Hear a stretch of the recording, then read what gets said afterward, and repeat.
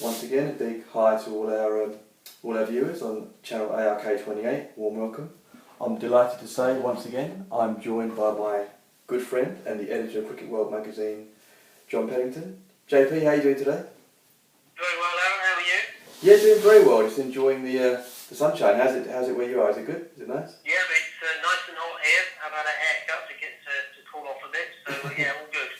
So having a bit of an Indian summer. So yeah, JP. I mean, I guess we've got to start with the Test match tomorrow. We were just talking, weren't we, about how it's a strange feeling, isn't it, for a Test match to start on a Sunday? But there we go. It's starting and all to play for, really, isn't it, JP? It is. Obviously, England have got to, realistically, you think they've got to win this one to get back into the series, especially after the way they were, quite well beaten at Lords. They've got to stand up for themselves and bounce back at India quite quickly.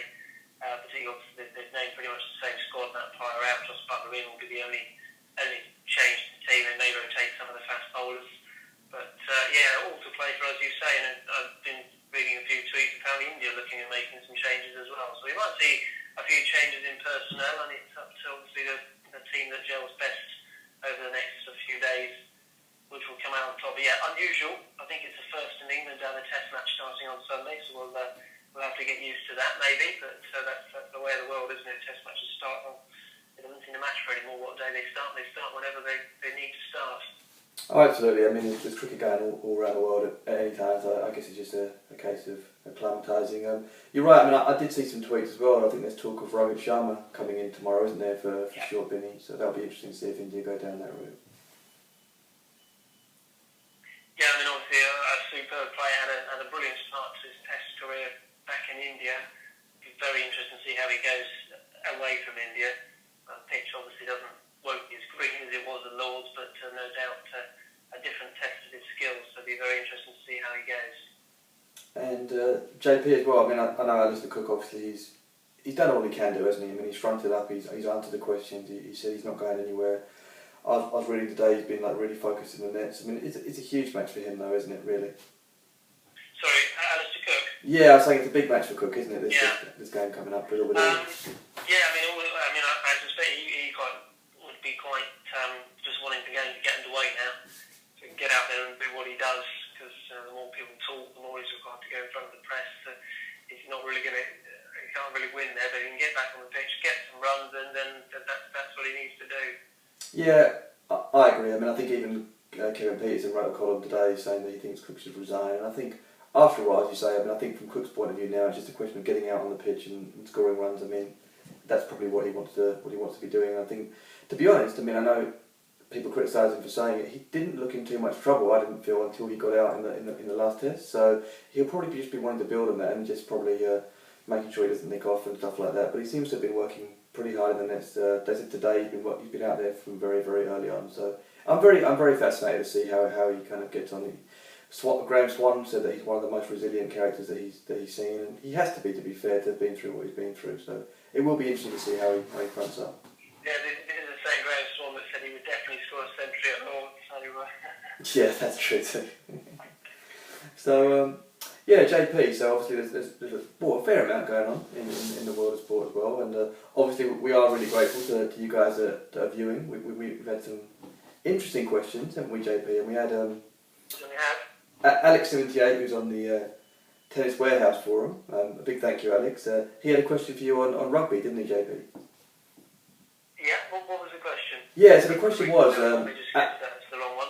Yeah, no. Alex was just curious as to rugby league and rugby union. He was just curious as to why, in general, rugby hasn't got more of a kind of global popularity, and why more hasn't been done to merge the two of rugby league and rugby union. Now, rugby's a bit of my blind spot, JP, but I was wondering maybe you might be able to help us out a bit with this.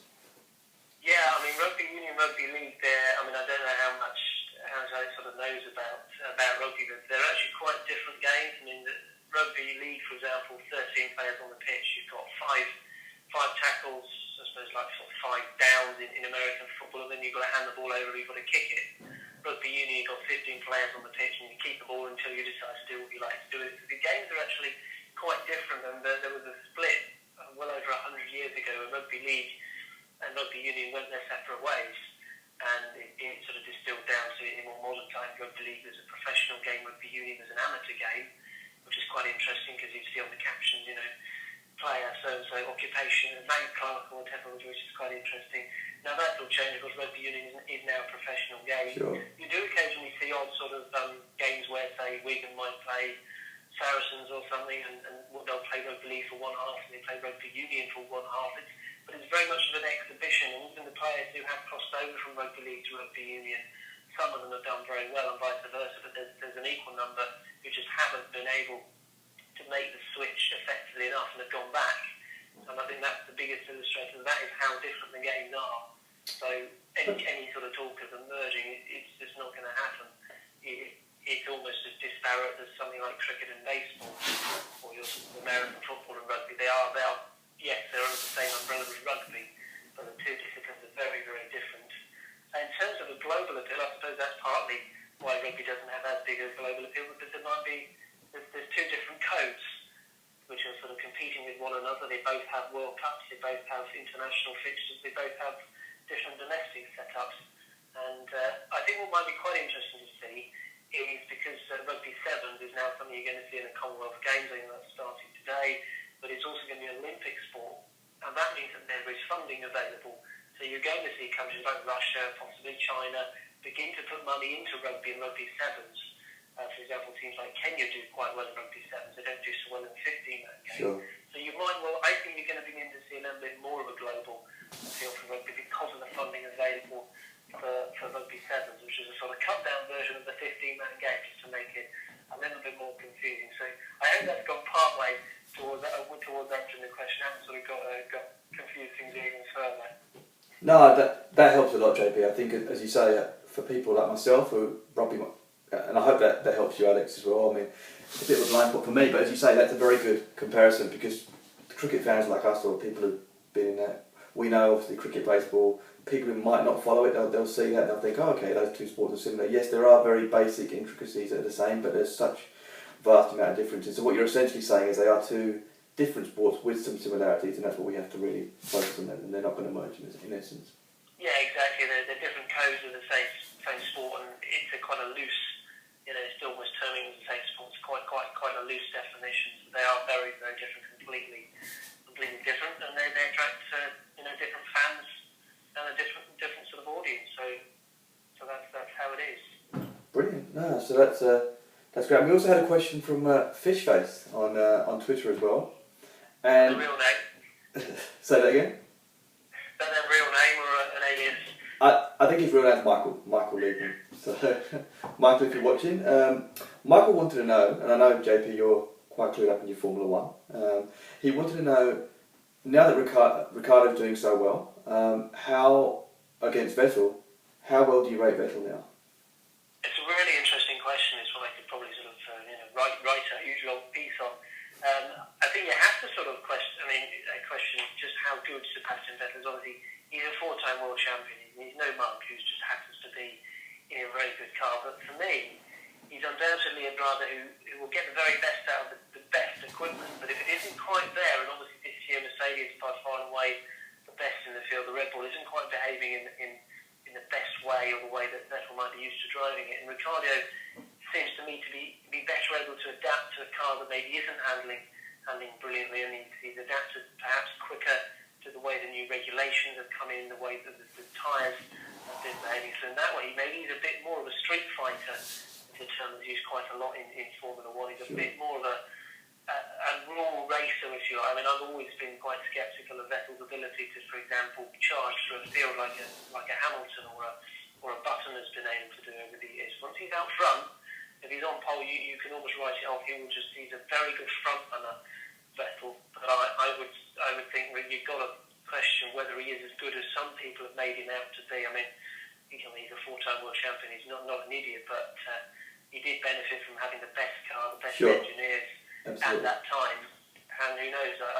I think Ricciardo has possibly surprised a few people, not just fans, but the likes of Alonso. He went wheel to wheel in Germany, did a super job against. So I think it's good for the sport. Ricciardo's coming and really shaking it up, and it'll be a good test of Vettel to see if he can come back in the second half of the season. But Ricciardo definitely wanted to watch, and I wouldn't I have no hesitation right now in saying he's got what it takes to win World Championships if Red Bull can give him the car to do it. The car to do it, yeah. And so much seems to come down to that as well, doesn't it? It's not just how good a driver you are. We've seen that in Formula One. It's just what you've got behind you and the car that you've got under your feet. Yeah, very much more so than in the junior Formula. I was watching a clip, I think it was yesterday, when Valtteri Bottas, another man who's had a breakthrough season this year with Williams, and Ricardo in, I think it was Formula Renault, sort of 4 or 5 years ago, and basically those two were having their own fight miles up the road for the win, and the rest of the field were way, way behind. The field included Jean-Eric Vergne, actually, was Ricardo's teammate for the last couple of years. So, but now obviously in Formula One, the equipment plays such a huge part. So, yeah, it'd be interesting to see how that one develops. Question for you, Aaron. Yep. We touched upon the World Team Tennis last week, and Correct. what a fantastic initiative it is. And I understand it's been sort of possibly breaking new boundaries this week with something quite interesting. Yeah, that's right, JP. I mean, we talked about it, and what's interesting about the World Team Tennis, as much as it's competitive and you've got retired players and professional players playing, it's not affiliated by the ITF, the International Tennis Federation. So as such, they can try out some new little things and experiment a little bit. And on Thursday night, the Philadelphia Freedoms were playing, and it was against the Washington Castles, who are the 3-time defending champions, and it was the finals of the Eastern Coast. They have Eastern Coast and West Coast finals, and the two play each other. So it was a must-win game, of course, and actually a good friend of mine, Liesl Huber, who's a former world #1 in ladies doubles, and she's a multiple Grand Slam champion, she got struck in the head by a forehand from Taylor Townsend, who is a very, very good player, very powerful player, and it's actually given Liesl a mild concussion. I messaged her, she's actually okay, and she's recovering, and she'll be fine, but in normal circumstances, that's it, game over, you forfeit, and you go home. But what they allowed Townsend to do was carry on playing, but playing 1 against 2.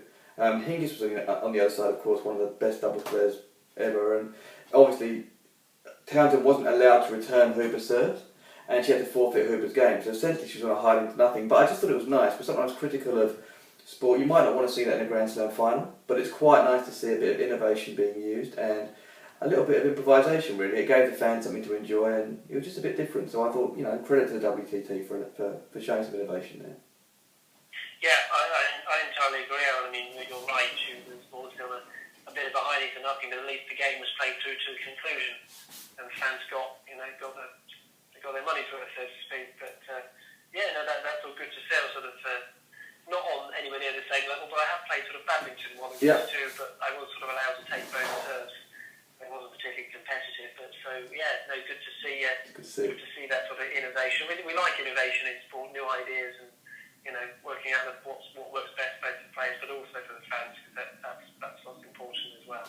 And another thing for you, JP, I know that I think you tweeted a while back, can't remember when, but that it's the year of the comebacks, obviously with Andrew Flintoff and his T20 comeback. Well, there's another potential one for you.